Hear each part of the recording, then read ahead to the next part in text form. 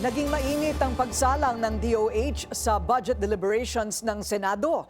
Nauwi pa ito sa hamon na resignation kay Health Secretary Ted Herbosa.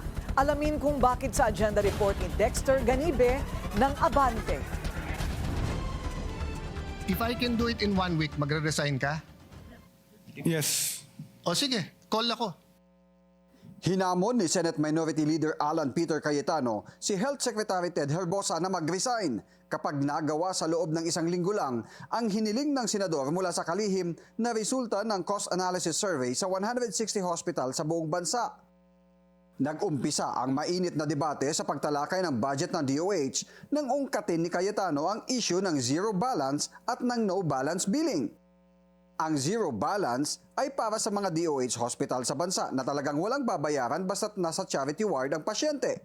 Habang ang no balance billing naman ay sa mga ospital na pinatatakbo ng mga lokal na pamahalaan na madalas umanong may mga lumalabas pa ring charges. Para masagot ng wasto ang ilang katanungan ng senador, sinuspende ang parliamentary rules ng Senado para mapayagang makapagsalita sa plenaryo ang Health Secretary. I think the complication here is how much does PhilHealth pay? So if the PhilHealth rate, so there is a certain cost to take care of a patient in a hospital, whether government or private. If the cost that PhilHealth covers, which is the case rate at that time, was enough for no balance, that was the policy. That's why I was criticizing it, because when we spoke 23 for the 24 budget, ang last na review ng case rate was still 2017. So, syempre, napakababa na nun.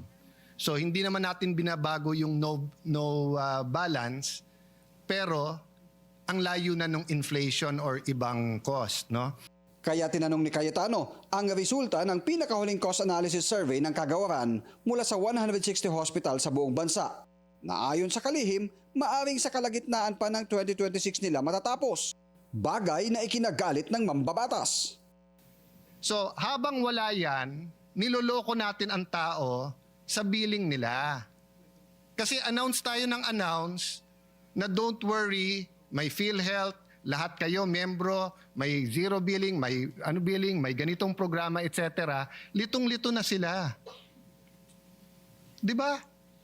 So why don't we simplify it? Oh, so assuming we do it your way, when will you get the average? When will you get the cost analysis survey results? Middle of 2026. If I can do it in 1 week, magre-resign ka? Yes. O sige, call ako. Call ako. Lalong uminit ang sagutan ni Cayetano at Herbosa nang questionin kung kasama na ba sa budget ng health package ang isang karamdaman kapag nagkaroon ng komplikasyon na kailangan ding gamutin. At kung ilan ang basic bed capacity ng mga government hospital ngayon na basic information anya na dapat alam ng kalihim. Now answer me, with the zero billing, ilan lang ang kasya sa government hospitals natin? Ilan ang beds ng ating government hospital? Na basic na sasabihin nyo. Total. 90% of the total public beds in the And how DOH many hospitals. public beds do we have? Excuse me, sir. I'm asking the secretary. Excuse me. Sir Secretary, you mean you don't know that? That's basic info. It keeps changing because there are hospitals that increase their bed capacity by law. So the number is not a Sir, fixed number. By law and actual, there are certain things that daily you have to know. And nasa fingertips mo yan. No coaching. I am testing the secretary precisely because I want to know if he's diligent on this or not. You don't have to give me the exact. You can give me a ballpark. Oh, so more or less, ilan ang bed capacity natin? Sir, Mr. Sergeant of Arms, pakitanggal yung naka-black na jacket. Sinabi ko na no coaching eh. Please leave the room.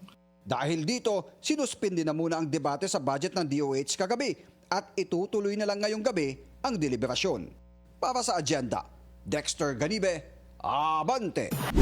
Manatiling nakatutok sa Bilyonaryo News Channel. Sumubaybay sa aming social media accounts at mag-subscribe sa aming YouTube channel para sa mga bago at eksklusibong balita.